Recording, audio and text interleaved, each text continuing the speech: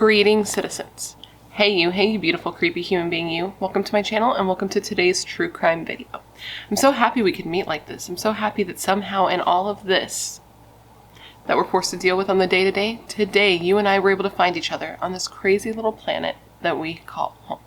My name is Brittany or Bratterstein, whichever you prefer, and today we're going to be discussing the murder of 15-year-old Becky Stowe. But before we get started, if you have not yet had the pleasure, please make sure to join the Brat Pack by subscribing and ringing that bell. I put out a new video every single week, and I would love to hang out with you. Yes, you specifically. You, but I can only do that if you join the Brat Pack and become one of us.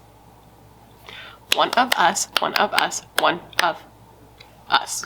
And you can also follow me on Facebook, Instagram, TikTok, and Twitter. They are all Bratterstein, but no pressure. So, guess what, guys? Today's video is sponsored by HelloFresh. And if you know me or if you follow me on Instagram, you already know two things. One, I love food. And two, I love HelloFresh. I have been making and posting their meals on my page, on my stories, for years. Stories as long as they've existed. My page as long as I've existed. Almost. That's a bit extreme. But I'm just saying, like, I have been posting their recipes forever. I have a very big food presence on my Instagram because I do be loving to cook and I do be loving to make meals for my baby. And so HelloFresh has always been something that I really, really love. And if you are not familiar with HelloFresh, oh, you just wait, you're about to get familiar with HelloFresh. So HelloFresh, you mean America's #1 meal kit? Yes, that is exactly what I mean. And it's no wonder that they're #1 considering what they bring to the table, my table specifically, because HelloFresh is cheaper than grocery shopping and up to 25% cheaper than eating out. And considering that, like right now, the holidays are fast approaching. The day that I'm uploading this is the day after Christmas as far as I know. Those savings can really come in handy when you're in a place of budgeting like I currently am. On top of all of that, I don't know if you know this, but I'm like very busy. I've been very busy for about the last 9 months or so. I know it's crazy to believe that my son has gotten that big, but he has. And here's the thing. I have to think of meals, right? This is what I'm supposed to do. Think of meals, plan those meals, put together a grocery list of what I need to go buy, go and buy those things, prep the food, make the food every day for every meal for the rest of our lives. Like, that's going to be a no from me, dog. That's just too much. That's just too much for me. It's too much for my brain to handle. And HelloFresh does that for me. And with that taken off of my plate by their food being put onto my plate, I'm able to take that free time to spend some more time snuggling my baby, which I very much appreciate. And so does he, because he's a very needy little boy. So how it works is each box is sent over to you with the meals that you have chosen with pre-portioned ingredients so that you can skip the grocery store. And since they're pre-portioned, you skip a lot of the prep and waste, which is just a hidden gem for me because I hate throwing away expired produce. It's like a real pet peeve of mine because I feel so wasteful. But sometimes that just happens with normal grocery shopping. And they also come with these adorable little ingredient cards, which are honestly just precious. And I actually keep those in case I want to, like, you know, make it on another time, you know, keep this recipe in my family's recipe book for years to come. And they give you the convenience without skimping on the quality. The ingredients travel from farm to your home in less than 7 days, so you know everything you're getting is super duper fresh. Super duper HelloFresh. Ugh. So one of the meals I got in this box is the epic nacho mac and cheese. And bro, I have been trying to perfect my mac and cheese game for quite some time. And honestly, HelloFresh kind of made my mac and cheese game look weak because this was so good. Me and my husband devoured it. And I mean, devoured it. We are big fans of pasta, and I really love it because even though it's pasta, which, you know, could be seen as like, don't eat so much pasta. Okay, listen, this recipe and all the others in my box were very balanced and also all included vegetables, which is something I try to always do, like when I'm cooking at home, though I'm not like super creative in my recipes. HelloFresh helps me with that because that's like the least I could, eating vegetables is honestly the least I could do for this body, yaddy yaddy. Anyways, HelloFresh is offering the members of the Brat Pack a pretty sweet deal, if I do say so myself, and I do say so myself. All you have to do is go to HelloFresh.com and enter the code BRATTERSTEIN21 at checkout to get 21 free meals and free shipping. And that's it. And I know it sounds too good to be true, but I promise you, it's not. All you have to do is go to HelloFresh.com and enter the code BRATTERSTEIN21 at checkout to get 21 free meals plus free shipping. And with all of that said, I just want to thank HelloFresh for sponsoring today's video. I'm so excited to be working with them. I hope you guys like them as much as I do because, man, I really do be liking them and have been using them for years. So getting to work together is just super duper rad. And of course, I want to thank you guys for always being so supportive of all of my sponsors. You rock. Don't ever change. All right, now that I'm done spreading the good word of HelloFresh, we can go ahead and get into this video. So, all right, now that I'm done begging you to join my cult, we can get into this video. So, this is a video on a case that was actually suggested to me by a subscriber, a member of the Brat Pack named Ayla. Hi, Ayla. Thank you, Ayla. And this is actually part 2 in a little mini-series I'm doing on Becky Stowe's murder and disappearance. Well, I guess is it really a series? There's only 2 of them. Well, I guess by definition it is a series, but it's just a 2-parter. Last week was part 1. This week is part 2. So if you haven't seen last week's, I would suggest watching that first because as Stephanie Harlow says, 1 always comes before 2. So if you don't watch last week's video, you're not going to get the full picture in this video because you're missing half the story, right? Right? Cool. So basically what happened is Becky Stowe went missing in 1993 after going to visit her boyfriend, Rob. She just poof, up and vanished, nowhere to be found. But today we're going to find out what happened to her. And it's so horrible and it's so upsetting. It's very frustrating. It's very sad to think about, and it's very anger-inducing to think about the trial, the sentencing or sentencings, and what this family went through in addition to what Becky went through. It's just like a lot. There was a lot to talk about here, and I didn't think I could put it all into one video, which is why here we find ourselves with a part 2. So today I'm going to tell you the whole story. I read all the things so you do not have to. And at the end of this video, I want you to answer a question of the day. I'm going to give it to you here so you can have it kicking around in your brain as we go through the rest of the story. And at the end, I want you to answer the question of the day. And that is this. Do you believe that Becky Stowe's killer ended up receiving a sentence that was just for his crime? With that said, come gather around and let me tell you the story of the murder of 15-year-old Becky Stowe.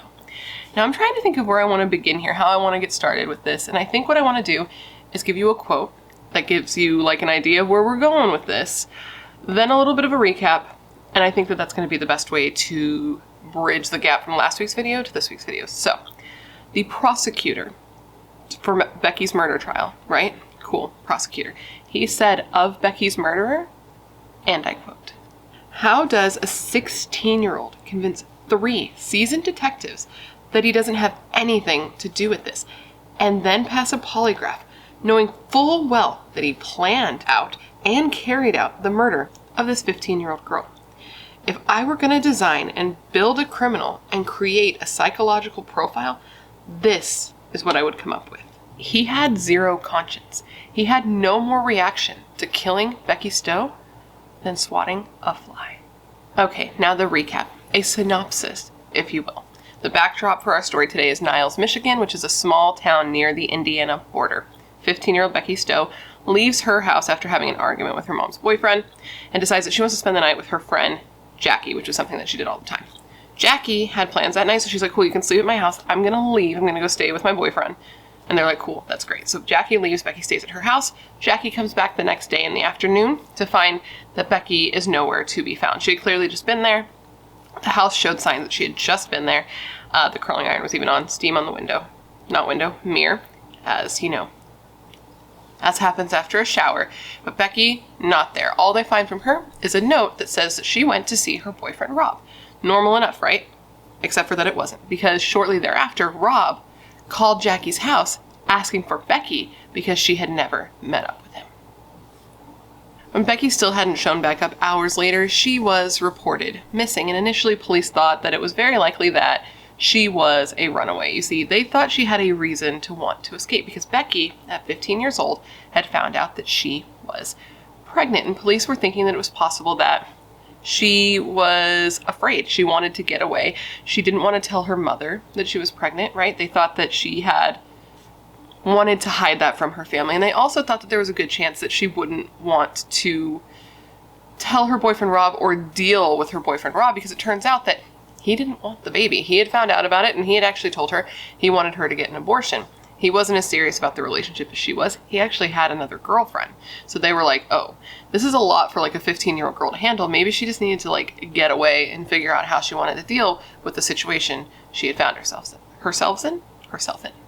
But as time went on and there was still no sign and no word from Becky, police decided that there might be a little more to this situation. So they start looking at the people in her life to see who could be responsible. Of course, they start with her boyfriend, Rob, because who, what, where, when, why. It's always the boyfriend. It's always the significant other, right? Not always, but you know what I mean. That's the saying. It's always the husband. So they go to him first, but he is excluded by an alibi and a past polygraph test. So they then move on to Becky's pseudo stepfather, her mother, Diana's boyfriend, Steve. And he's looking like a better suspect to them because not only does he not have an alibi for the day that she went missing or the day after she went missing, but he also refuses to take a polygraph test. And they're like, that's a little suspicious. But then he goes on to do something even more suspicious. Okay, he refuses to take a polygraph test, goes home, packs his shit, and moves out of state. Literally moved out of the home he shared with Becky's mom. They had been together for 12 years, so that looks bad, right? So police put him under surveillance. They have to find him first. They find him in Ohio. They put him under surveillance. And after a long time of being under surveillance, nothing came of it, so they had to move past him. So from there, after moving past Steve, the case went cold. And it was cold for a while until October of 1995, which was over 2 years after Becky went missing. Police got a very substantial tip, a lead that led them, as leads sometimes do.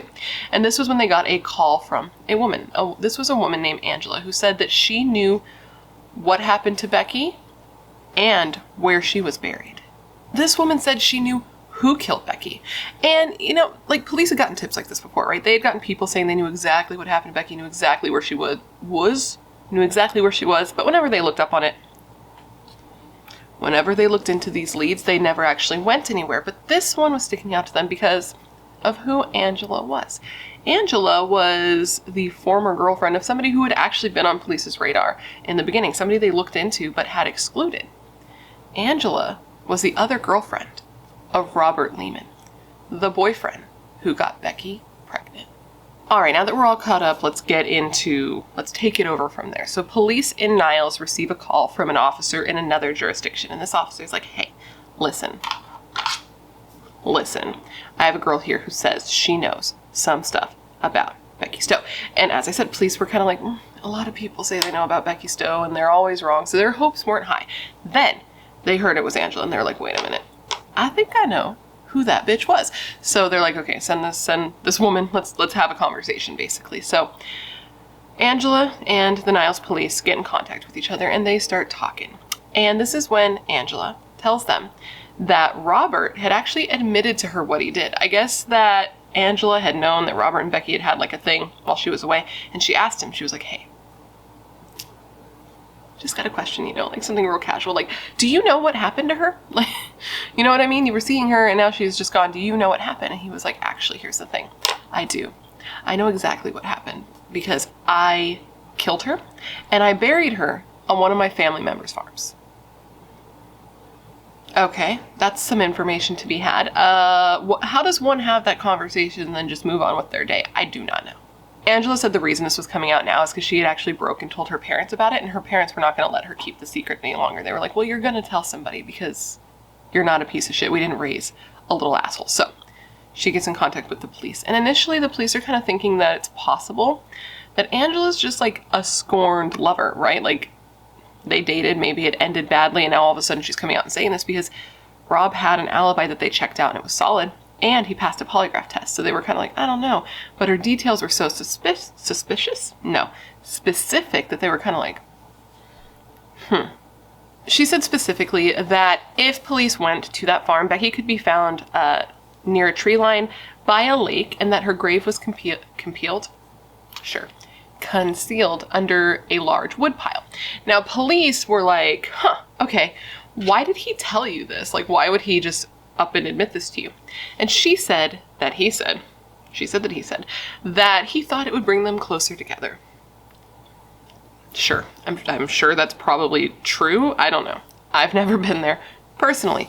But she said that she decided that it was time to say something to somebody and to tell her parents when he just started acting weird, started acting odd, and she started getting afraid of him. But her story on like why she didn't come forward sooner kind of changed a little bit over the time period based on what I read. At some point she also said that, like, from what I read, she also said allegedly that it wasn't really her business, it wasn't her responsibility to tell, and she also made kind of like shitty remarks towards Becky, like that she, Angela, and Rob were one type of person and that Becky was another type of person, and the prosecutor took this as saying that Becky was sort of like trash compared to them, and so because of that, Angela didn't really care that something had happened to her, and that's why she didn't say anything. I don't know where I land there. I don't know how I feel about Angela. I didn't get a full picture of her. It goes kind of like this. If you know about this case more and more personally, let me know what you think about her, because I just don't know. Police looked into this farm, and they found that this was actually a farm that did exist, right?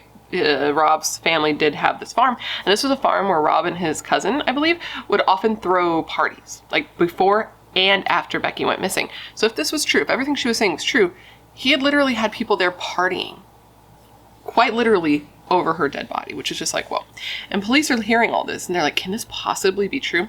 How is it possible that this 16-year-old was able to dupe us? Because none of them thought he was involved.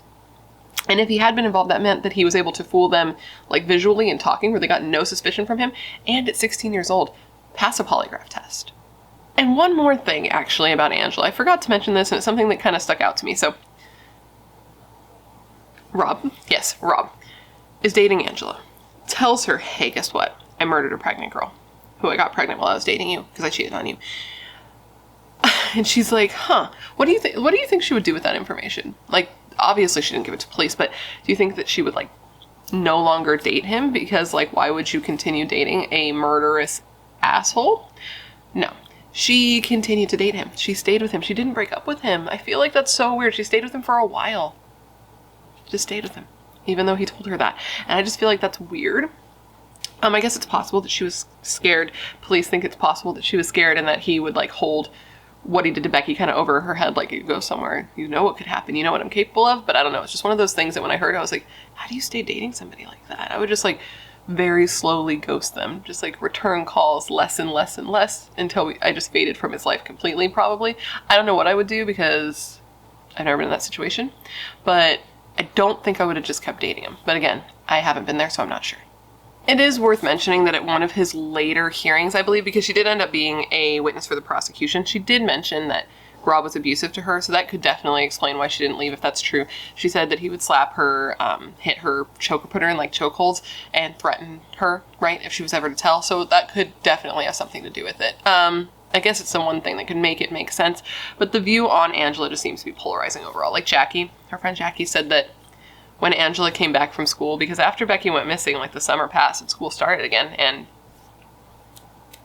Angela came back to school, and when she heard what happened to Becky, she didn't have any concern, or, like, she didn't care at all. She's like, good, I'm glad she's gone. You know what I mean? So, I don't know how I feel, especially with that comment she made after Rob confessed to her that, like, her and Rob were one type of person and Becky was another type of person, and she would also say, like, well, he was always my boyfriend, never her boyfriend. So I don't know, I just get a weird vibe, but that's just me. She could be great, and I could just be, the thing about reporting these cases is you're getting these stories from other people's point of view when they're writing them in articles, things like that. So from the way she's being spun from the things I'm reading, I'm not sure how I feel about her. That's what I'll say. Just a little messy overall, but my opinion of her hardly matters because in the end, she ended up a witness for the prosecution and she was never charged with anything. So that's where, you know, her involvement in all this kind of ends. Oh, and another wild thing when it comes to this case and talking about the parties, you remember, because I don't want to forget this when we get too far into the case. Apparently, Angela wasn't the only person that Rob admitted to killing Becky to. Apparently he would have, like, these parties, he would go to parties, he would have parties, and he'd get all hammered, and then he would just start admitting it to people. Like, anytime she came up at a party and he had had a couple drinks in him, he'd be like, oh yeah, I killed her. And everybody seemingly thought that he was just joking, which is like a fucked up joke, A. And if you know his proximity to her, it would make me feel like maybe he wasn't joking, but, you know, these are also kids, and kids are stupid. If you're a kid, I'm sorry. You'll get smarter as you get older. And you might not be one of the stupid ones, but I mean, statistically speaking. Now, police do decide that this tip is at least credible enough to look into, right? Like, we have to at least check the situation out. So they go to this farm. Tree line is there. Lake is there. And then they see it. A large wood pile. And they're like, oh shit, she's got some very specifics. I mean, she could have just been here before, but let's see what we can do. So they start digging with shovels, right? Manually digging, and they're like, man, this is going to take forever. This is not getting us anywhere, because after hours they still hadn't found anything. So one of the officers there knew somebody who owned a backhoe, so they're like, let's bring in the big guns. They bring in this backhoe and they start digging, but they're doing it very gingerly, just like inch by inch, removing the dirt the earth, whatever, because they know what they're looking for, so they need to be careful. While they were doing this with the backhoe, there were a couple of officers down on the ground by the hole, kind of watching, seeing up close if they saw anything. And all of a sudden they were hit with a really horrible smell. And then with the next scoop, they uncovered what they had all been sort of dreading they would find, honestly. Basically what happened is the backhoe did its scoop and it snagged a piece of like red fabric. So the officers that were on the ground got down there and they started like moving the dirt manually to see what they could find. And that's when they uncovered a body. And it sucks because they were like, they were dreading it. As I said, they weren't hoping to find the dead body of a 15-year-old girl. You know, you want resolution, but you're hoping that this isn't going to be the resolution. But after 2 years, they kind of knew this is what it was going to be. But that's exactly what was happening. They were finding her body. They were finding her skeleton. And what they had pulled up was partial skeletal remains, a pelvic and a thigh bone in a pair of girls' shorts. And something that like broke my heart. These little details are the things that get to me, and they're things that I don't want to say I feel like aren't usually included when people cover cases, but I find that every person who covers a case does it in a unique way, right? That's why you watch so many different creators. And I feel like everyone who researches a case finds different points of interest that really hit them, right? And one point that really hit me is another thing that they found in the hole with her body was this pearl necklace that Becky always wore that her mom gave her. And that just made my heart hurt a little bit because it just shows that it's something so personal to her and it's something she was wearing, and then they find it in the hole with her skeleton and it just made my heart hurt. But anyways, moving on. Police call in a forensic anthropologist because they're like, okay, we need this to be recovered in a way that is, you know, top notch for our investigation. So the forensic anthropologist comes. Bones came to investigate the bones, right? She climbs in the hole with like her little shovel and paintbrush, and she excavates the entire scene, and she finds the rest of her skeleton, including an intact female skull. And she could tell from looking at the bones that this was the body, the remains of a teenage girl, and later dental records confirmed that this was in fact Becky. Police then had the, difficult task of informing Becky's family that they had found her body. An officer went to Diana's house, and as soon as she saw him, like, walking, it just gives me the chills. As soon as the officer saw him, As soon as Diana saw the officer, she was like, she's dead, isn't she? And the officer was like, yes, she's been dead since the day she went missing. And I can only imagine how this felt for Diana. I know that when the officer left, she immediately called Cindy and was like, I need you to come over. They found Becky. And Cindy said that she just was in total shock. And if you don't remember who Cindy is because you didn't watch last week's video, or, it's her older sister. Becky had an older sister named Cindy who was 11 years older than her. So that's who I'm talking about here, in case, because I don't think I've mentioned her in this video yet. Jackie says when she found out that her best friend was dead, she just cried like a lot, but she said it also made her feel a little bit better because at least they had some answers and they weren't just stuck in this perpetual limbo forever of, wondering, trying to guess, hoping she'd come back, but feeling like she never would, but not being able to give up hope because that's what you're supposed to do. At least now there was closure in that regard. So, Becky's remains were taken to the medical examiner, to be examined, because that's quite literally what they do. It's in the name. And the medical examiner wasn't able to determine the cause of death because of how decomposed she was. I mean, she was literally just a skeleton at this point, and they weren't able to confirm that she actually was pregnant at the time that she was killed. Basically, all they were able to really confirm is that this was, in fact, Becky Stowe. At this point, police want to talk to Rob, right? They've got some questions for this guy, but I guess Rob must have caught wind that they were, like, digging up his family farm, because I read that he actually went to police and like showed up voluntarily of his own free will and was like, listen, I need to tell you guys what really happened. Now, when Rob confessed to what happened after Becky's body was found, he said that at the time that she went missing, he was scared out of his mind, that he was incredibly stressed and under a lot of pressure because of school and sports and all of that jazz. And when he learned that he was having a baby, he was like, I don't know what the fuck I'm gonna do. So him and Becky decided they wanted to talk about everything. So she called him, was like, I'm at Jackie's. He drove over, he picked her up at Jackie's, and they went to his family's farm so they could just sit and have a nice place to talk by the lake. He says the two were sitting there for maybe 3 or 4 minutes, just kind of joking about the whole situation, making light of everything, when he kind of like jokingly shoved her and was like, I don't know what I'm going to do with you. And he says her response to this was that she punched him. And that in response to the punch, he got super pissed.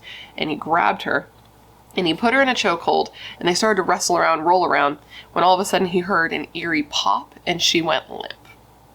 That's his story. That's what he's saying happened. Police hear this and they're like, okay, sure.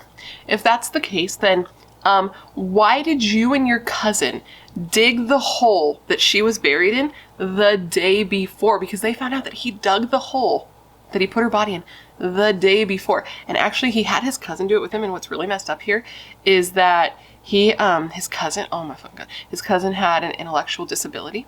Okay. And so Rob convinced him to do this under the pretense of it being something else. And that note made me so fucking mad. Like, oh my God, to be manipulated like that into doing something so horrible and just thinking you're hanging out with your cousin, because it turns out they were like really close. What an asshole. Like, not like I'd expect more from him because he literally killed a girl, a pregnant girl, but like, come on, man. Don't be a fucking piece of shit. Just stop being pieces of shit. People, stop it.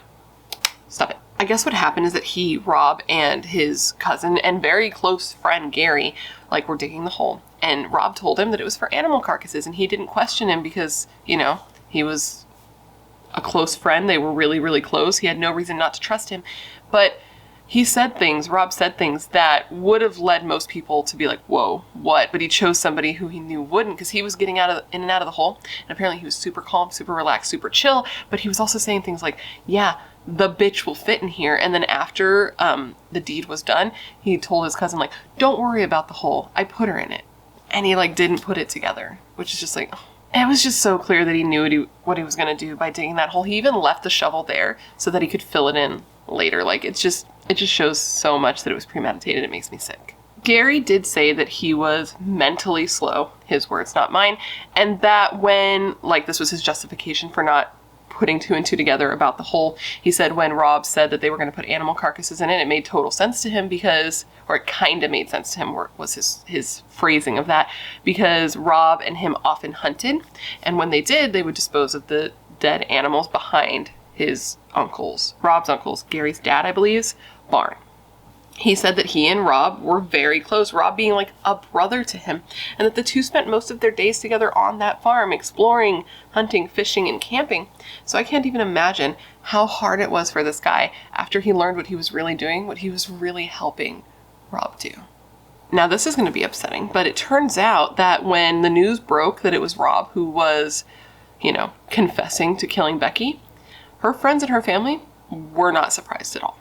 Apparently, Jackie knew from day one. When Rob called her that day when Becky was missing, she talked to him on the phone, she hung up, she looked at her boyfriend and was like, I know that motherfucker knows where she is.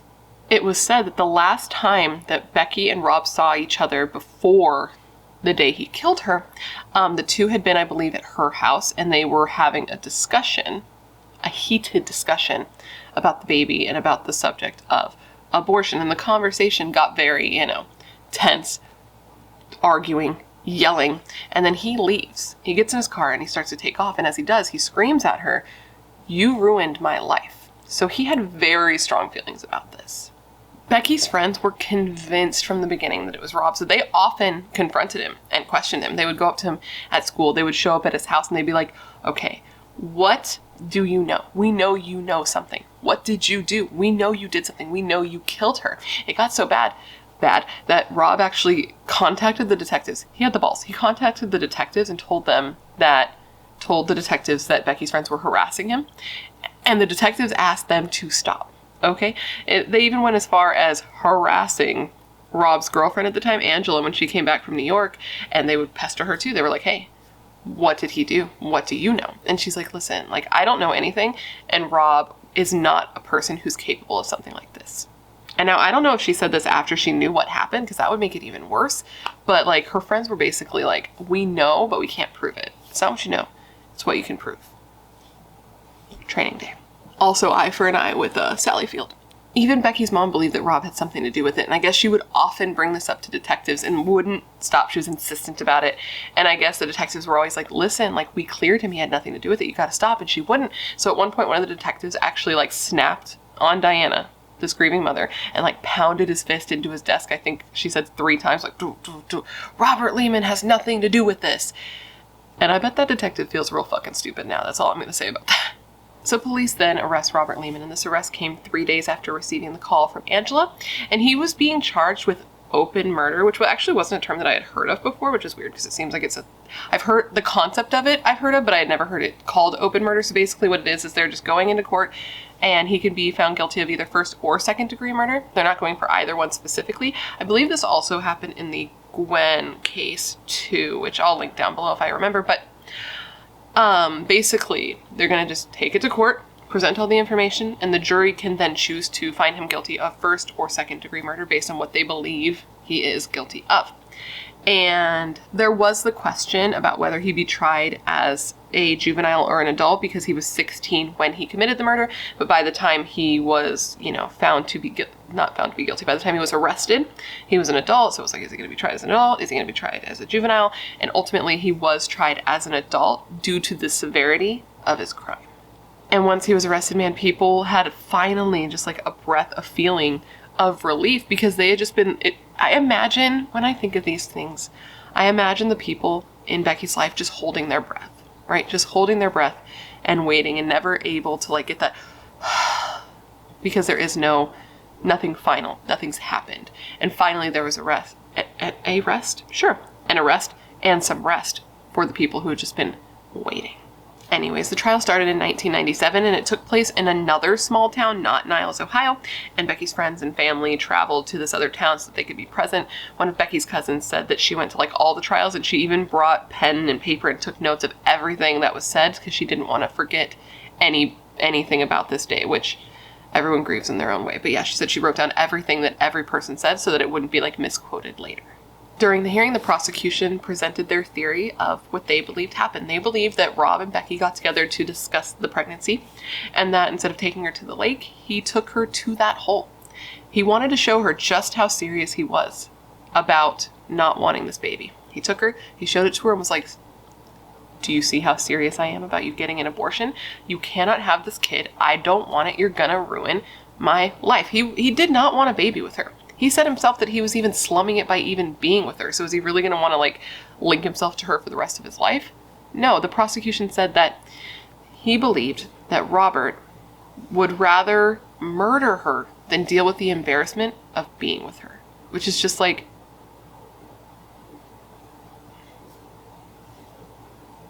and anyways, for a quick palate cleanser, like a mid-video palate cleanser, because I feel like we kind of need it here, or at least I need it. The prosecutor said something in this case that I was like, I can't unknow it. It's one of those things that I have to know, so now you have to know because it's just not ridiculous. It's just, you'll know. The prosecutor said that he was like, I don't get it. Robert is, quote, not all that in a bag of chips, end quote. He literally said that, specifically that. And I was like, it's just such a silly thing for a grown man to say. And he was like, I don't know, maybe if I was like a 15-year-old girl, I'd be able to see it, but standing here as like a grown-ass man, I just don't see it. I don't think he's all that. And just the phrase, all that in a bag of chips, I was like, 1995. Anyways, back to the horror of what Rob did to Becky. The prosecution thinks that at that point they started to fight, they started to struggle, and that he strangled Becky, Rob strangled Becky into the point of unconsciousness, and then placed her in that hole. The prosecutor said of this and of her death, and I quote, she might not have died instantly from being strangled. Becky Stowe was buried alive. That is very extreme though, right? We don't know for sure that that's what happened. One forensic person, somebody testified, stating that she likely died from the strangulation before being put in the hole, but then another one testified saying that it was likely that she was just strangled to unconsciousness and put into the hole alive. The fact is we don't know, but either way, it's horrible. And it's the type of thing that, like, would a 16-year-old boy know that he had killed her? Like, would he have strangled her to death, or would he have strangled her till he thought she was dead and she wasn't? Like, it's just, it's really sad to consider.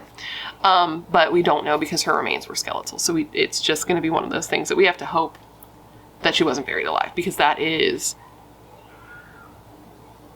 the worst thing, right? Like, It also came out at trial that Rob was a piece of shit in a lot of other ways. He was said to hurt and kill animals like frogs and gophers and dogs. And it came out that Rob was probably abusive to Angela, Angela, the woman who turned him in, the girlfriend, she said that he would beat her, he would hit her, he would slap her, and at one point he put her in a chokehold, and this was after he told her what he had done to Becky. So as she's sitting there struggling, all she could think about is what could possibly happen to her as well. It also came out at trial that his airtight alibi wasn't so airtight, obviously, otherwise we wouldn't be here, right? Because if he had an airtight alibi, he wouldn't have done it. It turns out that he had somebody clock in and out for him at work. Somebody did that for him, which, first off, don't do that for people. Don't. In addition to that, he had dug the hole in advance. So this 16-year-old kid planned this out so much, which is so scary to think about. That's evil at such a young age. He even went as far as deciding to strangle her instead of using a knife so he could avoid blood. Anyways, after killing Becky, he took the shovel that he used to bury her and he threw it in the back of his truck. And then he drove home. He took a shower and he acted like nothing had happened. He went and he visited his mom. She was at work. He then left and went to work himself. On the way, throwing the shovel in a dumpster to get rid of the evidence. And then he called Jackie to ask for Becky. Then that same afternoon, he went back to the farm, met up with his cousin, and said he needed help filling the hole the rest of the way. I guess he had just covered her so that his cousin couldn't see her, but was like, hey, can you help me finish putting the rest of the dirt in this hole? So they do that. And at that time, he even showed his cousin where Becky had bit him on his arm, but his cousin still wasn't able to put 2 and 2 together. The prosecution said of this murder, and I quote, Becky Stowe died because she had a crush on a kid, and she fell in love with him.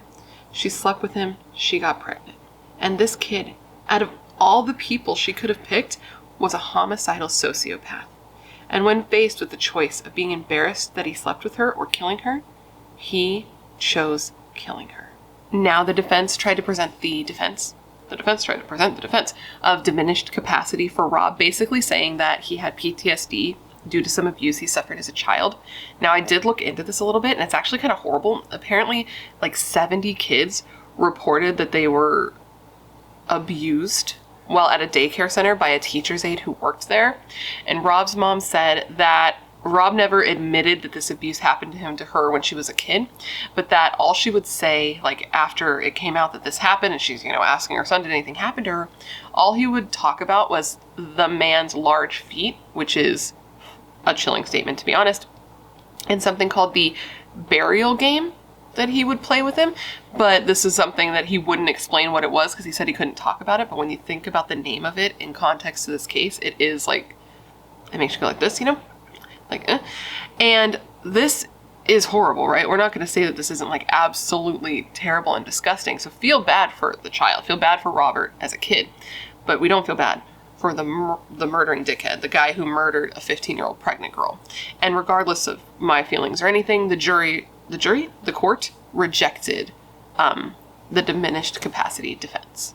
And man, something else that came out in this competency hearing that I just have to tell you guys about because I found it to be like a laughable statement. I saw it on newspapers.com is where it is at, and it was in a newspaper.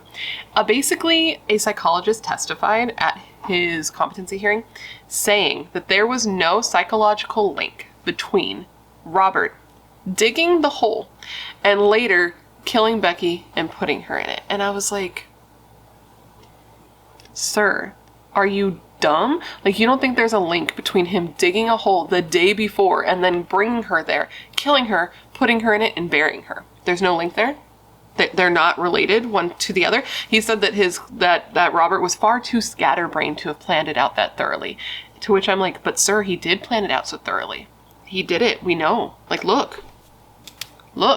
I'm just confused. Like, did the doctor believe the animal carcass story? Because I feel like that's a little bit unbelievable. Like, I just have some questions. I have some questions for that goat. But it's just one of those notes that stuck out to me. Anyways, the 2 cases were presented, prosecution and defense, and the prosecution ended their, closing arguments, I guess you could say, saying to the jury, and I quote, "Now, knowing all you know, are you gonna let him get away with it?" The prosecutor then told the jury not to take the easy way out and give him a second-degree murder conviction. He was basically like, listen, either give him the first-degree murder, either convict him of first-degree murder, or if you believe him, if you believe the story he's giving, Set him free, but don't give him the easy way out because he doesn't deserve it. Ultimately, after 5 hours of deliberation, Robert Lehman, who was 20 by this time, was found guilty of the first-degree premeditated murder of Becky Stowe, and he was given the mandatory sentence of life in prison with no possibility of parole. Diana, Becky's mom, cried tears of relief when hearing the verdict. She said that now she can finally move on with her life because this is what Becky would want, but she said that she will never forgive Rob. And she said specifically of losing her daughter, and I quote, "When I lost Becky, I lost my whole world. It's still gone, and I'll never get it back." When Robert heard his fate, he had little emotional reaction, but that was kind of par for the course because he didn't really show any emotion through the trial either. After the trial, there was finally a sense of closure, justice, and finality for her family and those who loved her. And after the trial, they all went and gathered at Becky's grave. Her friends and her family, they all went there together, and they told her, it's so sad. They told her that she could rest easy now, that it was done, that he was in jail, and he was never getting out. Robert's family released a statement after the trial, basically saying that everyone here had suffered a great loss, right? There's no winners in this situation, and that they're very sympathetic and supportive to the Stowe family for what they're going through, but that they support their son. I think his parents just feel guilty, right? I think his parents feel guilty for not getting him therapy when he was younger, and also probably for something came out that basically when Rob was little, his sister got pregnant when she wasn't married, and his parents reacted poorly to this. And they believe that maybe Rob saw this and that this influenced him in some way, which is definitely possible, right? Like, he could have been young, he could have seen this, and he could have been like, oh, getting pregnant, not married, that's a bad thing. Look at how my parents reacted. And I think that that's part of why they feel guilty about what their son did, which is totally normal. And I can understand that, but with that said, I don't think that that's fair that they have to take on that guilt. There's nothing came out that said they were like horrible parents or anything, and a lot of people didn't want their kids getting pregnant before they were married. I mean, that's just like a thing. Not so much now, I don't think, but it was at some point. There are just a million factors as to why a person goes on to do the things that they do. So could this have contributed? Sure. Could this have helped form his thinking around sexuality and pregnancy and things like that? Of course. But though there are a million things that can help explain why a person might go on and do the things that they do, they're very rarely in isolation justifications for the things that they do. Could this have, influenced his brain? Sure. But ultimately, he's still the one who chose to go out and murder a 15-year-old girl and ruin two families. And I don't think it's their fault that he did that. You know what I mean? Like, that's kind of where my brain is on that, at least for now. My opinion's subject to change with new information always, but right now that's kind of where I'm landing. It's just such a sad situation because not only is Becky gone, but her family was changed forever. They were never the same. Cindy said that her mom was just never okay again, which I can't imagine how you would be. She said that Diana was riddled with fear and anxiety and likely guilt and sadness. She had lost her daughter forever. And in the process, she had also lost her partner of 12 years because of this. Diana never saw Steve again. She said of this whole situation, and I quote, "I had a real nice boyfriend at the time. We'd been seeing each other since Becky was a little girl. He was blamed and it ruined our relationship. The police had me so convinced it was him that killed Becky." It's just sad. It seems like Diana lost so much because of Robert. And you know what? Speaking of Diana and Robert, actually, in 1998, Diana actually sued Robert in a civil suit because apparently Robert started bragging about how he was going to write a book or start selling poetry. Basically, he was going to try to monetize murdering her daughter. So she actually filed a civil suit against him and also against his parents. His parents ended up paying $2,500 to kind of settle their portion of the civil suit, but Robert was still, named in the suit, and Diana actually ended up winning. She ended up winning $16.5 million against Robert, which, wow, that's a lot of money. And basically, he lost. I don't know what to say there. He did actually go on to write this book, though. You know how he was saying, I'm going to write a book. He did. He wrote a book with a couple of other prisoners. It was a joint effort, but he wasn't able to get any money from this book because of the suit. And it was also said that he probably wrote this book to try to win favor in an appeal later, which we will get into. Now, you remember how we've discussed many times in many other cases how the Supreme Court ruled that mandatory life sentences for juveniles was unconstitutional? Well, this came up in Robert's case as well. And it was determined that his case did meet the standards for resentencing after his case was recommended for resentencing by, I believe, like his local government or the state. Regardless if he was going to be resentenced or not, he'd still have to serve, I believe it was like 3 more years at the time, because in Michigan, you had to at least serve 25 years before you could be up for resentencing. There was some sort of loophole there, but basically, Robert's attorney was like, hey, I'm going to make an argument as to why he should be resentenced to be let out early. Basically, he has learned from his heinous acts. They were described as heinous acts. And he's come out to be a better person since he's been in jail. When Cindy, Becky's sister, heard that Robert was being considered and like had this opportunity, she said, and I quote, "I just felt so sad, and it was just so painful to hear that news. I just felt like the judicial system had let us down. It's just too painful to bring all this back up." Cindy attended every single one of Robert's hearings, saying that she was devastated that her sister's killer could walk free, that what Robert had done had ruined her family, and that she was determined to make sure he died in prison. She said of the effect on her life, her sister's murder's effect on her life, and I quote, "I've missed out on so much of her life. I loved Becky as if she was my own." During this hearing, Robert did testify. He did go on the stand, and he described his crimes, his poor decisions, and how he regretted every single one. He said, and I quote, "I feel absolute disgust. I feel ashamed and regret nothing more than taking Becky's life. I'm ashamed that I didn't handle my fears about teenage pregnancy in a healthy manner." During this hearing, he apologized to Becky's family for the first time, saying, quote, "To the Stowe family, I apologize.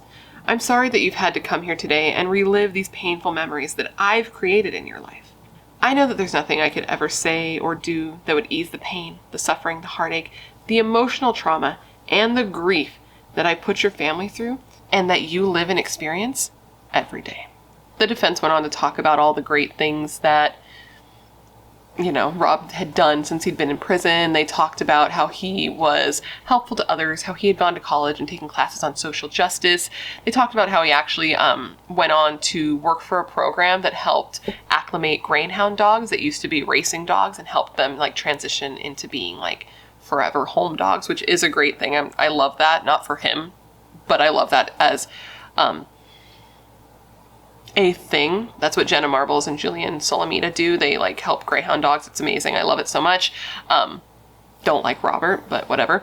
Anyways, the defense also said that Robert is now one of the people in prison who monitor and help talk other prisoners off the ledge who want to take their own lives.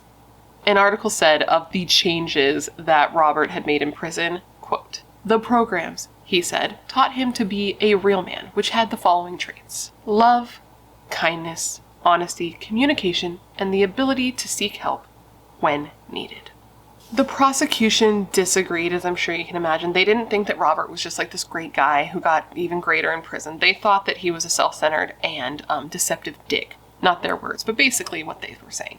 They said that Robert himself had admitted that he was self-centered and that everything he had done was just to serve himself. Killing Becky was a self-serving thing, and that he killed her to make his life easier and then made her family just sit and wonder where she was for 27 months.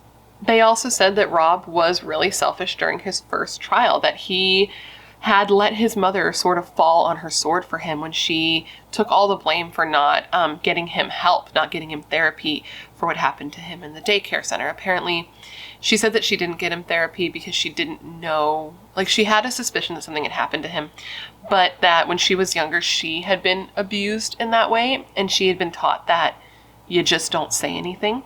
So she had went through life with that kind of mentality of you just don't say anything. But the point was that she was taking all the responsibility for not getting him help, and that he didn't take any accountability for the actions that he did. And that just showed his self-centeredness by letting his mother take the blame in that way.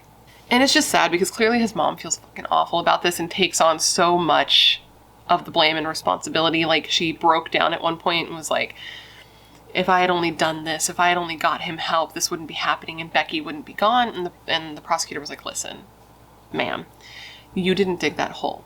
You didn't put her in there. This isn't your fault. The prosecution also pointed out that Rob lied during his trials. He lied when he said that the murder initially, he lied, what? Initially he said it was an accident, that he didn't mean to kill her, and that was a lie, and that all of these lies were just out of self-preservation because he didn't want to be punished. The prosecutor said basically that all Rob was doing now was simply doing what he could to try and get his new hearing, and that he only started making these improvements to be a better person since the Supreme Court ruling, and that before that he had never made any steps towards redemption. He had never even tried to reach out to Becky's family or apologize to her mother Diana, who by this time had actually died. Diana Stowe Ferris died at the age of 67 in 2015 from cancer, and she was then cremated, and her ashes were laid to rest at the Silverbrook Cemetery in Niles with Becky, which just felt very fitting that she would be, placed alongside her daughter. And Diana's death, prior to all of this being brought up again, was actually seen as a good thing by those who knew her, by Becky's friends, and also by her daughter Cindy. They were glad that she didn't have to relive all of this and sit there and see him trying to be released and see him sit there and cry crocodile tears on the stand. The prosecution basically said that Robert had never reached out and never tried to apologize because he knew that it could affect his appeals if he took responsibility for what he did. So again, self-preservation over helping others. The prosecutor said of Robert, and I quote, "Before, during, and after the murder, he was certainly deliberate in his actions. This was not a 13 or 14-year-old kid who was the getaway driver in the spur-of-the-moment crime. This was the type of case where a mandatory life sentence should have been affirmed." In the end, Robert's initial sentence was set aside and he was scheduled to be resentenced. The judge noted that Robert had suffered injuries playing football and had been in a motorcycle crash, and the judge basically said that keeping the original sentence would be the easiest and safest course, but, quote, "To do so, however, in the court's estimation, would require that the court also ignore its oath of office and ignore an analysis and consideration of the mitigating factors," end quote. The court would have the option of resentencing Robert and others like Robert who were in the situation of life sentences again if they deemed that was appropriate, but basically they said the only way that they would actually do a life sentence for a juvenile at a resentencing is if they demonstrated, quote, "irrevocable corruption." So Rob was resentenced, and at his resentencing hearing there were at least 20 people there for Becky, and all of them wore little buttons on their shirts that had a picture of her, and it said, "In loving memory of Becky Stowe," and then had the date that she was born and the date that she was murdered. About a dozen people also sat behind Robert, who was 42 years old by this time. During his sentencing hearing, both Becky's sister Cindy and Angela, his ex-girlfriend, testified, basically saying that they didn't want him released, right? They were saying that they didn't want him to be resentenced because they didn't want him to be able to get out because they were worried that if he was released, they could run into him because they were going to be releasing him to their area. And they were both like, dude, this was like a heinous crime. I don't want this guy who did something so horrible to this girl, my sister, and who I, helped put in jail, released back into my area. If he was released, he was planning to go back and live with his family, with his mother, and if he did that, he would only be 18 miles away from Cindy and would be even closer to Angela, who just lived right across the border in Indiana. And Angela was particularly scared because she was like, bro, like, if he was going to kill anybody again, if he was going to reoffend, wouldn't it be against me, the girl who literally helped single-handedly put him in jail and told them his secret? Like, he was getting away with it. It had been 2 years. No one would have known anything if I hadn't said anything, and he knows that, and he's going to be right next to me? Like, ma'am, sir? Like, that's terrifying. Cindy was just absolutely blown away that this guy could be released back into the community where he had victimized so many people. It was just like, how is that a thing? I don't know how that's a thing. It feels like if you're going to do this, there should be restrictions on where you can live. I know that sometimes that is the case, but that wasn't going to be the case here. And on top of that, she expressed her frustration. She's like, why should this man get to go home and be with his family and be around those who he loves, and all those people get to experience him when I don't get the same courtesy? I don't get to see my sister again because he killed her. Robert said at this hearing, and I quote, "There are no amends for the emotional trauma, unrelenting grief, financial hardship that I have caused you. I'm sorry again today that you have to relive these painful memories. I'm sorry that I've taken Becky from you. In the end, the judge decided that Robert would be resentenced to 25 to 60 years in prison, and he would be awarded time served of 24 years and 3 months, because that's how long he had already been in jail. So that meant that he could apply for parole in less than a year from the time that he was resentenced. Okay, and that would have been in January of 2021. Cindy said of Robert's resentencing, and I quote, "We lived in peace before he was resentenced. We lived like it was over, and we went on with our lives knowing he would never be an issue again. Now we're living in turmoil with this."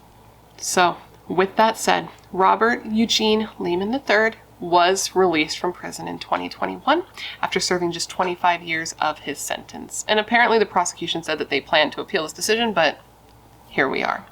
And after he was released, somebody posted on Becky's memorial page, the page like on Facebook for her, quote, "We tried so hard to stop this from happening. Please be aware, be vigilant, stay safe, and keep your loved ones away from this murderer." And for the record, Robert was released and is presumably living in a place called Granger, Indiana, and this is 15 minutes away from where Becky was murdered.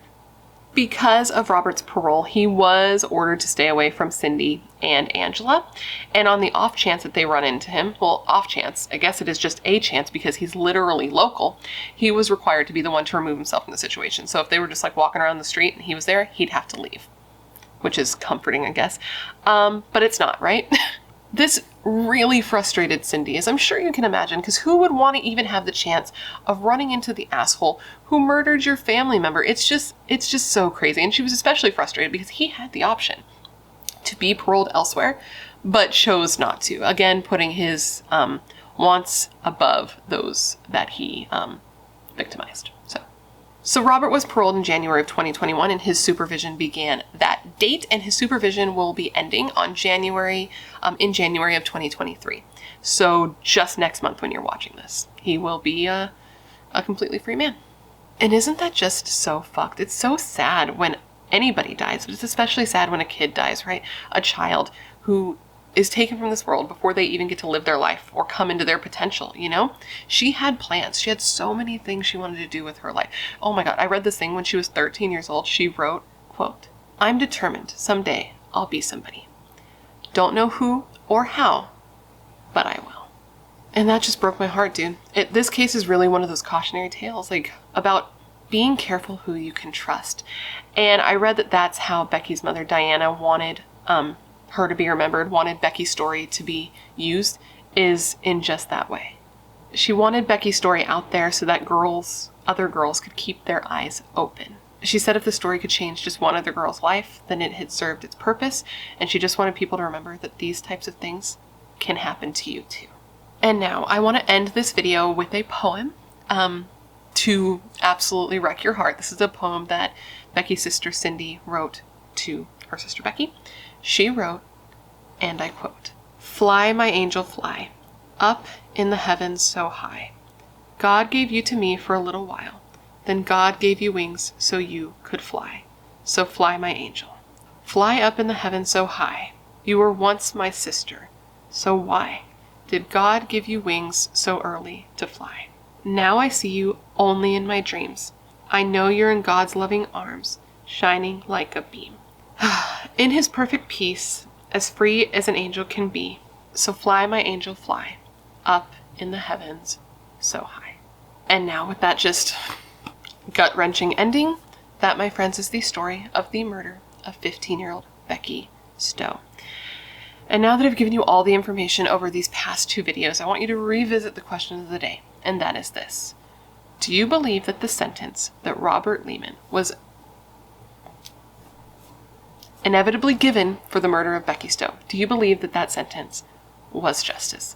Let me know all your thoughts in the comments below. But anyways, guys, that completes this video. I hope you found it interesting and informative, and I hope I gave you all the information you could want on Becky's case. And of course, I just want to thank you for hanging out and remembering Becky Stowe with me today. Before you go, please let me know of any cases you would like to see me cover in the future. As this case indicates, if you leave me a suggestion, there's a good chance I'll look into it. Every time you leave me a suggestion, I put your name on a list, or I put the case on a list with your name next to it. So if I look into it, I can give you a shout out because I know you're filled with good ideas and good taste. Otherwise, you wouldn't be here. And I've been especially loving covering your hometown suggestions because, again, they're often cases I've never heard of, and therefore some of you might not have heard of, and it helps me bring attention to cases that may not have gotten the attention they deserve.